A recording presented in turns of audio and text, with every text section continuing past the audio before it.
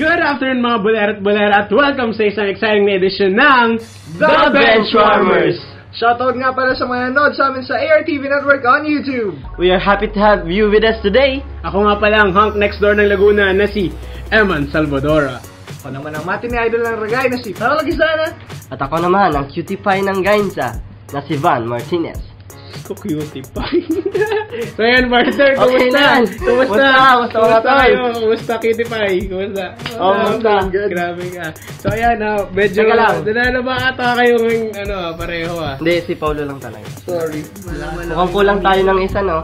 Parang kulang tayo ng isa. Anyway, dapat na. Kalimutan na yun.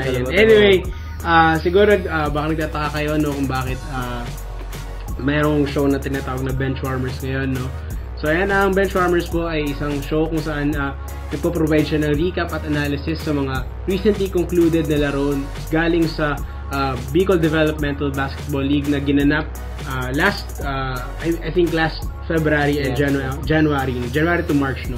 So ayan, recap and analysis ang binibigay namin dito. And isa pang purpose ng Benchwarmers, no, is to para maipakita yung talento ng mga players dito sa Bicol, no? Showcasing their talent. And above all, masabi lang namin na we are very big fans of sports, especially when it comes to basketball. Yes. We're avid supporters, kaya it is a great privilege to be doing this kind of show na may analyze namin and magbigay kami ng mga recaps sa recently concluded games. Actually, kami po ang sportscasters nung last na Bicol Developmental Basketball. Kaming dalawa ni Pang magka-partner, si Van, partner niya po partner niya po si Francis, kaya lang wala po si Francis ngayon kasi po siguro nakalimutan niya na po kami. Pero ayos lang, Francis, ayos lang.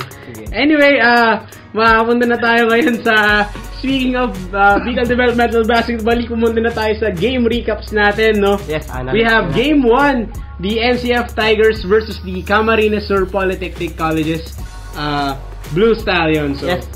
So, yung mga players na nag-stand up dun sa game na yun is para sa NCF Tigers, si Emmanuel Ojula, at dito naman sa CSPC Blue Stallions ay si Melvin Rojas. And of course, ang nanalo sa larong yan ay we have the Naga College Foundation Tigers with a score of 88 to 52. Yeah, very dominant game coming from the Naga College Foundation Tigers, no? Makikita talaga natin. Scoreboard shows itself. Makikita naman natin ilan ang kalamangan nito, no? I think 36 ata, yes. 36 points ang kalamangan nila, no? One-sided yung game. Dun sa part ng SCSPC, di naman nila pinabayaan until fourth quarter yung lamang. Yun nga lang, masyadong nagrabyado sila dun sa defense na pinakita nila. Well, we have Melvin Ross and Lito Tangelo na members ng Mythical 5. Yes, na Mythical 5. Ay hindi, si Ross. Si Lito Tangelo tayo, siya yung tinatawag natin Mr. Double-Double. Yeah, siya si Mr. Double-Double, no? Lagi siya, every game na nakakapag-provide siya ng double-digit points and double-digit rebounds. No? Pero abangan nyo na lang para makita ninyo kung sino talaga si Mr. Lito Tangelo, no? And of course, sa NCF naman nandiyan si Emmanuel Ojula na 7-footer ng NCF Tigers, no? Makikita talaga natin very very dominant when it comes to the low post, and at the same time defensive end talaga na napakalakas niya, napaka-mature na ng game niya. Well, di naman mature pero nakikita na natin yung medyo may potential talaga siya na maging something hindi naman cliche pero something big, no? Parang you need an Emmanuel Ojula on your team kasi sino naman bang ayaw ng player big na magaling magkakaroon ng 20 plus rebounds per game. At Grabe. saka talagang minamaximize ng NCF yung capacity nitong si Ojula, no? Lalo na sa under the basket. Well, syempre kung sa akin lang, kung meron ka talagang big man na guy ni Ojula na marunong naman, syempre maximize mo natin. Well, hindi lang naman si Ojula nandun, nariyan rin si Mr. Ron Romana. Mr. Ron Romana, sina Mendoza, Bellarmino, si Mr. Mendoza, na mga top 3-point shooters talaga. Mga guards ng ating NCF Tigers. They're all around pa rin. Fast-paced kasi yung laro ng very very fast. Napakabilis, kaya kung hindi mo kaya makipagsabayan sa NCF, talagang mapag-iiwanan ka. Well, speaking of fast-paced, pumunta naman tayo sa ating game number 2, ang Ateneo de Naga University Team A, Golden Knights versus the Bicol Institute Bicol Institute of Applied Sciences and Technology. Sorry, Sparta, sorry. Nakalimutan ko lang po, pasensya na. Pero yan, speaking of fast-paced, isa rin to sa mga games ko saan very, very fast-paced talaga ang laro nila, no? Napakabilis talaga. Yung mga key players na nag-stand up doon is sina Alan Tria, na nakapagtala I think ng 29 points and 9 rebounds and 3 steals. And dito naman sa Vizcas is si Mr. Castillo na sa first half is nakapagtala agad ng 11 points. And of course, the winning team will be the home team, the Ateneo Golden Knights Team A, with a score of 111-57. Well, sabihin natin na kahit kasama ata sa top 3 teams ng Vizcas last BDBL, wala pa rin silang sagot dun sa Ateneo Dinaga University Team A nung naglaro sila. Kasi makikita mo talaga yung pag-mature ng mga players ng Ateneo Dinaga Team A, lalo na si Alan Tria, no, na all over the floor talaga siya. As in, one rebound away na lang siya sa isang double-double. I mean, 9 rebounds and 29 points. Hindi siya ganun kadali na hindi siya kadaling achievement. Well, a big factor from the Ateneo's win is that they have a lot of big men na tumatayong guard. And they can really move all over the court, protect the paint, go to the fast break. Kumbaga flexible sila, flexible ang mga guards nila. Pero wag naman nating i-overlook ang Vizcas. I mean, ang Vizcas is still Vizcas. Nandiyan pa rin ang mga players sila gaya nila Castillo, nila Warren Santana, Sartado na si Stephen Curry ng Vizcas, si Mr. Bolocon na pag nagiinis sa 3-point ay napalupit talaga. Idol. Fanboy po kami yan.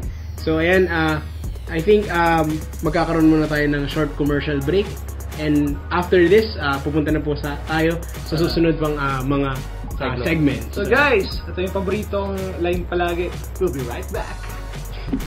I'm special because God loves me. I love my family, I love my teachers, and my classmates. I want to study hard because I want to learn new things. I want to help others.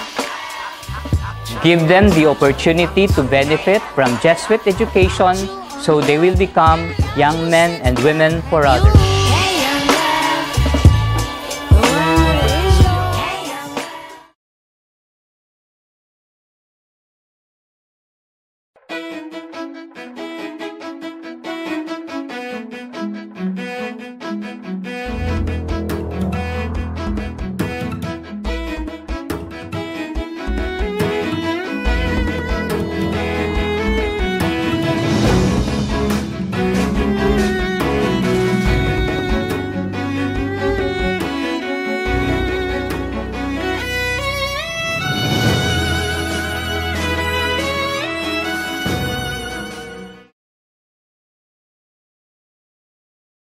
And we are back only here at the Benchwarmers.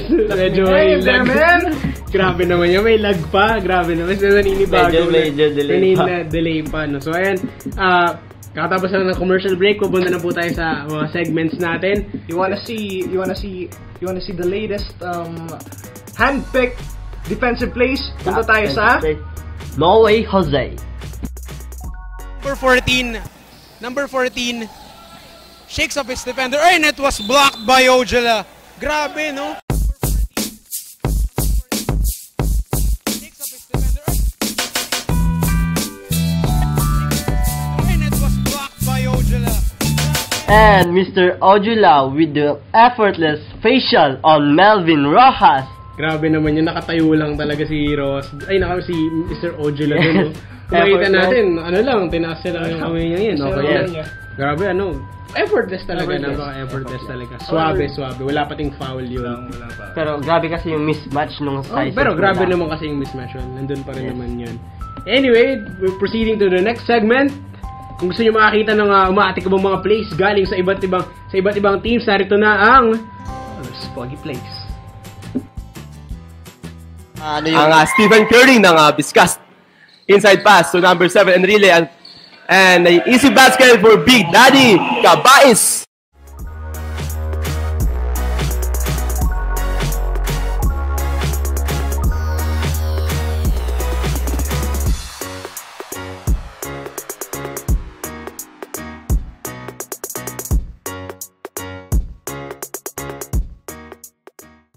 well, as you can see, ito si Mr. Richard Cabay is holding the ball Nasa labas siya. And andito sa right wing si yung kapinya itong point guard na si Mr. Vasquez. He'll dish the ball. Mr. Vasquez will give it to Enrile from underneath, and then Enrile will pass it to Cabayes. The slashing Cabayes, and medyo nagkaroon ng interception dun sa bola, pero however, tuloy pa din. Kumaga, dire-diretso lang yung laro na dire-diretso. Big Daddy and converted it into 2 points. 2 points.